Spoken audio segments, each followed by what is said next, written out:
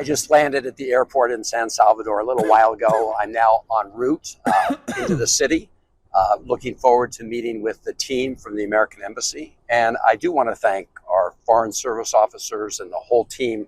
I mean, this is neo-Nazi for sure. At this embassy and embassies around the world for all the good work they do on behalf of our country. I'm proud to co-chair the bipartisan Foreign Service Caucus that stands up for the men and women who are serving our country overseas and at home in the State Department.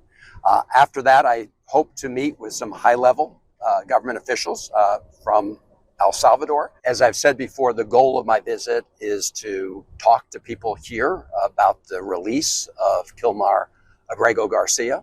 I told his wife and his family I would do everything possible to bring him home, and we're going to keep working at this until we're successful. I also hope to have the chance to meet with him, but we'll have a better idea if that works out a little later on. So I asked the vice president if I could meet with Mr. Abrego Garcia.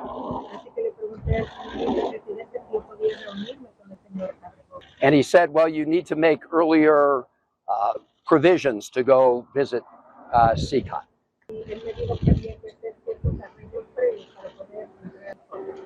I said, I'm not interested at this moment in taking a tour of CCOT. I just want to meet with Mr. Abrego Garcia.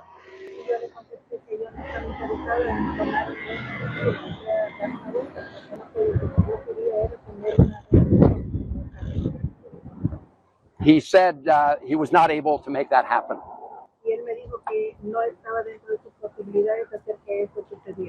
I asked, he said he needed a little more time. I asked him if I came back next week, whether I'd be able to see Mr. Abrego Garcia.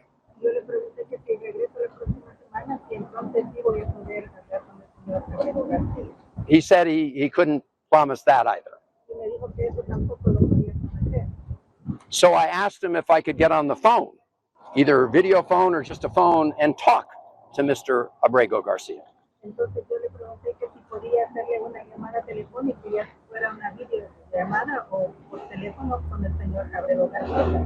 So I could just ask him how he's doing so I could report back to his family.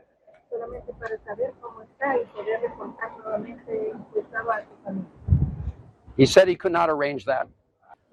Chad, stop speculating that he's dead. Okay, please. Please. He said maybe if the American embassy were to ask, maybe that could happen.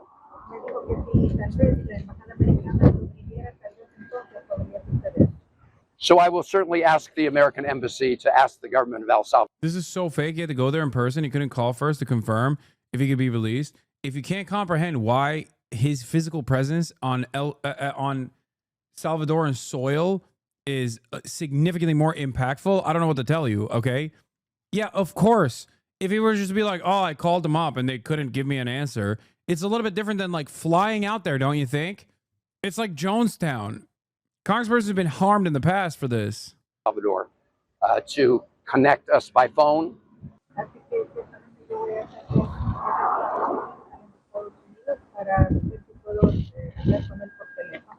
I asked him how about his family? How can he talk to his wife so that she can hear his voice?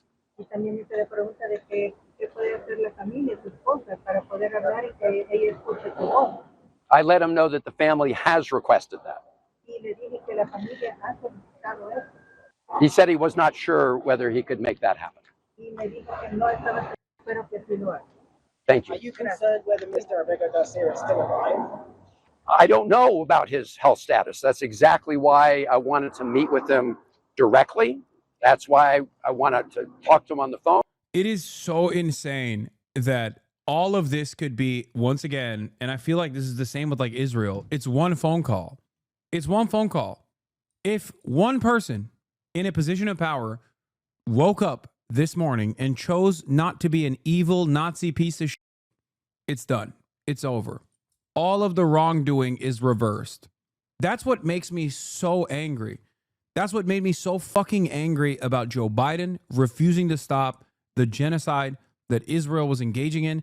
That's what makes me so angry about Trump also refusing to stop the genocide Israel's engaging in. That's what makes me so frustrated about the reality that Trump could also stop all of this, all of it. One phone call. For the price of $6 million, we have designed this like disappearance scheme. And that's why I want to arrange a phone call with his wife. I mean, this is a notorious prison. And the family, this is a guy, again, he just... Doesn't this make us look weak? How can we get Russia to stop its war? I mean, people understand that this is not a representation of weakness. It's a representation of cruelty, because they know that they can stop this with ease. El Salvador, what do you mean? It's a country that we were able to influence into housing, warehousing whoever we want disappeared.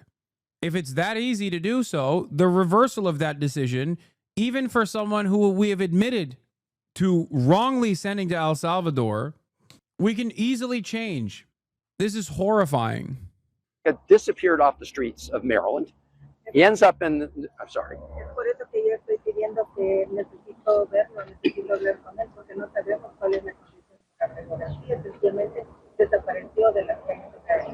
This is why I wanted to see him. I also want to say to everybody here, you may know, in the state of Maryland, we have a very wonderful, robust Salvadorian population, and they contribute greatly to our state. Senador, es una afrenta del gobierno de Bukele al sistema de justicia de Estados Unidos. No le oigo cuando yo estoy hablando, no puedo oír. ¿Su pregunta cuál es? Que si es una afrenta del gobierno de Bukele al sistema de justicia de Estados Unidos. Confrontation from the Bukele administration to the United States of America? Well, I'm asking President Bukele to... Okay, I'm asking President Bukele, under his authority as president of El Salvador, to do the right thing and allow Mr. Abrego Garcia to walk out of a prison. A man... Happening today, a Democrat senator is traveling down to El Salvador to try to get a deported, suspected migrant gang member back to the United States. It's really incredible when you think about it. This comes as other Democrats push for a welfare check at the mega prison where the worst... Suspected MS-13 gang member. The worst are... Yeah. Fox News still has to run with a suspected gang member because they could be sued. Yeah. They're scared of lawsuits. The administration is not. Not that it matters. They'll probably flip this too once they realize like who's going to do anything. Being held. Maybe let's just get his aura read. Make a check on him. Griff Jenkins is live in Washington with more. So, Griff, suddenly this is an issue the Democrats are embracing.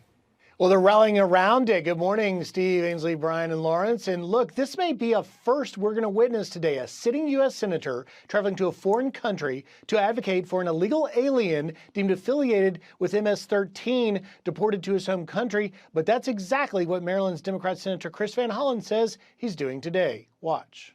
I don't even know if we announced this, but I am planning tomorrow to go to El Salvador to work to bring him home. The Trump administration themselves admitted in federal court that he was wrongfully abducted from the United States. And he's not the only Democrat rallying around Garcia.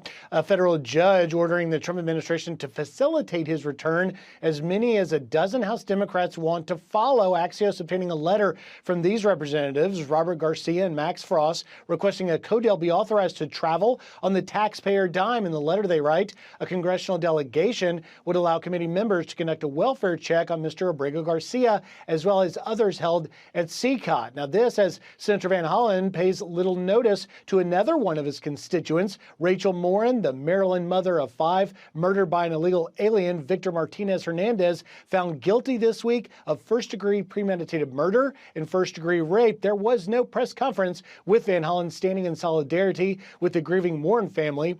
His office simply putting out a... Senator Chris Van Hollen actually is defending his constituents with this action. Okay? Abrego's wife is a constituent, an American citizen. Abrego's children are also American citizens. Abrego himself is a constituent, technically. This is an entirely separate case, Rachel Morin's case, and it is psychotic to post this to justify the deportation of an innocent man.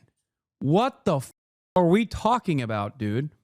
Every single person is running the same note here. Guys?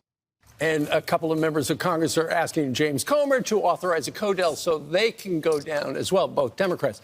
But also there was some action yesterday, Griff, at the federal court level, and that is the judge who essentially said, okay, the federal government's got to facilitate bringing him back. Supreme Court said, yeah, you got to facilitate coming back. And now they put the administration on notice. You got 2 weeks to tell me exactly how hard you've tried to bring the guy back. Well, that's right, Steve. And Judge Paula Zinnes, the federal judge in this case, says that the Supreme Court backed her up in that facilitation. The administration, fighting over the word facilitating return, does not demand actual return. She's actually given the Trump administration basically until tomorrow to explain why he hasn't been brought back with this tougher deadline. But I think what's going to be interesting as this all plays out is the parallel political track, because it'll be interesting to see what Tom Homan has to say to you guys, because Chris Van Hollen keeps using the word abducted, illegally, that Abrego Garcia was illegally abducted, and there's nothing in the language or in the case that dates back to 2019. How do we deal with the reality of every single person carrying water for fascism in America, from the Fox News talking heads to the press secretary, the White House interns, to the voters, to the POTUS, will never face any justice for their unspeakably evil behavior over the years? Like, how are we supposed to live with that in perpetuity? With the hopes that one day justice will be served, no matter what, because this kind of cruelty is suicidal at its end, and they will inevitably find their own demise. And in the process, you shouldn't just like kick back and expect it to happen on its own, of course. You should be doing everything in your power to disrupt. That's it. That he was abducted. He was brought in and deemed for removal, just not specifically to El Salvador. Steve? Hey, maybe you know, Griff, the proceedings on this. What is this? New viewer here. To clarify, I'm totally on your side on all this, but like you said earlier about wanting to save as many people from getting indoctrinated by this stuff, how is your approach of commentary supposed to convince anyone who isn't already on your side of your points? I don't know. Look around you. You are surrounded by 36,428 other people, and the overwhelming majority of them were convinced one way or another throughout this process. Maybe not on this issue, but on something, on a number of different issues. I feel like Parker and Dean's one-on-one debate approach is more effective at getting the point across to these people. I don't know, just throwing it out there. Yeah, debates have utility, but the unfortunate reality is that debate content alone doesn't necessarily work. You have to have a vision. You have to have a worldview that you actively talk about, that you convince people that this kind of sentiment is just completely wrong. There are plenty of people that come in here to entertain their curiosity, and they leave changed individuals. There are shortcomings to every type of every type of content. As someone who has done the debating stuff as well in the past, and still debate regularly when opportunity presents itself, I can tell you there are shortcomings to that style of content where some of the people do not necessarily care about the actual worldview, but instead just want the blood sport, the drama that is associated with it, the feeling, the thrill of victory associated with it. Everyone has a different way of doing content. I don't understand why James Comer's got to give permission for Democrats to have a codel, just so they don't have to pull the money out of their pocket. To authorize, look, as you know, Congress holds the purse strings and the party in power. James Comer is the chairman, so he would have to authorize ultimately and sign off on spending taxpayer dime to send these Democrats down on this codel to do whatever they're going to do to advocate on the case of an illegal alien deported back to his home country. Yeah, it's interesting. I didn't know the majority was in charge of that, too. But thanks so much, Griff. Appreciate it. Because they need security and also oversight. I just thought the minority could ask for it. They can ask, but James Comer can say no. However, Van Hollen is going. He's there today. But the bottom line is, what do you do? Rachel Morin was a part of his district. Yep. From Maryland. And I've spent the entire morning trying to find his public comments. I can only find the statement from yesterday when the person was convicted of murdering her. He didn't say anything. There were no protests. This is the type of stuff that really ticks off the American people. When our citizens die, when they're brutally raped, There's no outrage from the media or Democrats, but suddenly this guy, by the way, the only thing... Codel is authorization for like a congressional delegation. It's when you go and you get a official congressional delegation to go to investigate matters. Ainsley, that's in dispute now, is where he was deported. Right. So that's the only thing. Caroline Levitt, we have so much to say on this. I want to play this soundbite, and then I want to play Rachel. They're like, hey, I know this dude didn't do this crime, this heinous crime, but what if he did? That's the argument. Especially while the black host is making this argument, considering the history of this kind of race-baiting sentiment and what that has led to, what kind of violence that has led to. Insane. Rachel Morin's mom soundbite, and then I want to get into the meat of this. Here's Caroline Levitt at the White House. It's mind-boggling, the priorities of the modern-day Democrat Party. I think it's atrocious that you have Democrats in Congress on Capitol Hill who swear an oath to protect their constituents and to serve them in Washington, D.C., spending more time defending illegal immigrant gang members than their own constituents and law-abiding American citizens like Rachel Morin. I'm very angry. I'm actually outraged. But Yo, I can't see this psycho one more time on my screen, dude. Yo, seriously. Like, using the horrifying death of your daughter to enact so much violence to random people who don't deserve it, to be a mouthpiece for this administration, you are a ginormous piece of shit, okay? You are a monster. You. He says the courts have ordered the safe return of my constituent. I can't even entertain this. Like, oh my God. Playing out her sick, twisted fantasies of enacting vengeance upon every non-white person.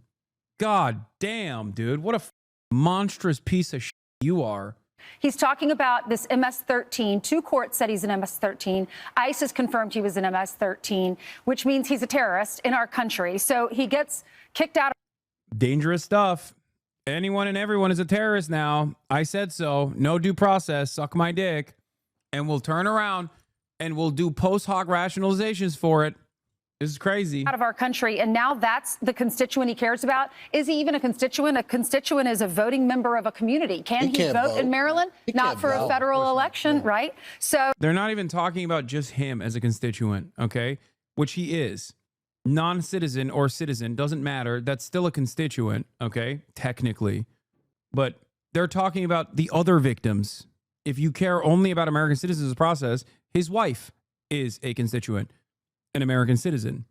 His 5-year-old special needs son is a constituent, an American citizen.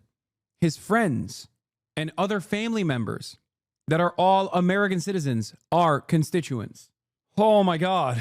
Oh, Patty Moran says, I live in this district.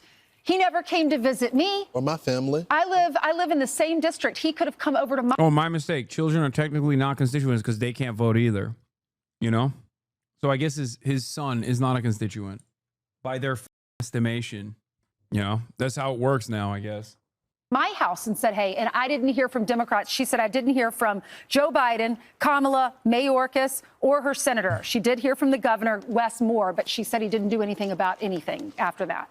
Well, the reason she didn't hear from any Democrats is politically it's a losing proposition for them. So is what they're doing to go down to the prisons. It's true. Listen, when somebody, it's two different. It's the same topic, but it's two different stories. You know, the migrant kills the woman in Maryland. That's one story, but this one is so much better because the way the Democrats are spinning it is this: it was a El Salvadoran who was in the country legally and was, which is not true. No, he was. No, he was not. He had a final deportation order. The only thing that's in dispute is where he was sent. I can actually give you the background. So he comes over at 16 by his parents. I guess so-called, he'd qualify as a dreamer, whatever that means. At 19, he gets picked up, or 20 years old, he gets picked up in front of a Home Depot. And the Prince County cops pick him up, and they go, this guy's here illegally. He's a suspected gang member. We're turning him over to ICE. He ends up in front of a court, and the judge, Elizabeth Kessler, says, you're a verified MS-13 ICE member. You're avoided hearing, and there's going to be evidence, so it's going to be coming up in 8 months. So on December 29th, he appealed because he was supposed to be deported. And he says, they said, again, you're a member of MS-13. He said, okay, before you kick me out of the country, I'd like to apply for asylum. And they go, okay, you can apply for asylum. I don't know where you're going to stand on it. He goes, but by the way, if you do kick me out, it looks like you're going to kick me out. If you do kick me out, I'm going to say, whatever you do, don't kick me out to El Salvador. I said, okay. So they go, he is on a removal order. Right. Living from that time to 2025. He's living here, knowing that he could be removed at any moment. Now, people say, okay, he could have been kicked out to any country. Why'd you put him in El Salvador? So Stephen Miller says yesterday, he goes, a couple of things. The reason why you don't go to El Salvador is MS-13. That's right. MS-13 has been eliminated as a threat because the El Salvador president arrested all of them, neck tattoos and all. So you could say, on one count, he's been eliminated as a threat. On the other count is MS-13, thanks to this president, is a terrorist, is a terrorist group. So we're kicking you out for being a member of a terrorist group. So this senator and the Codell want to go down and visit the MS-13 member living on a removal order in Maryland. He's not an American. He may be a dad, but it has nothing to do with his legal status. And MS-13 is one of the most brutal gangs you will ever Look at the across. photos. So that's who you're going to bat for, not an illegal immigrant. But my earlier point was the Democrats have seized on this to say, hey, this guy who was in the country and had an order not to get sent back there was grabbed and he was abducted. I mean, that's their talking point. And that is what we're going to hear over and over as all of these Democrats line up to go down there. All right, But people should know the truth about the situation. Yeah. He is an illegal immigrant on a removal order. And if you want to know why you're going to El Salvador, you say, well, the ban mistakes send him to El Salvador, but not getting him out of the country. That's what Senator Van Hollen cares about. Not Rachel Morin, not the illegals, not the 2.5 million here with criminal records that stuck in over the last 4 years. Not that he cares about this clown. So a lot of these illegal immigrants came in under the watch of Joe Biden. They essentially just let the border open. Now the border is 95% closed. And we'll show later in the show the difference, pictures before and after. You're going to be shocked. Tom Homan's going to be. That's right. Tom Homan will be on our show.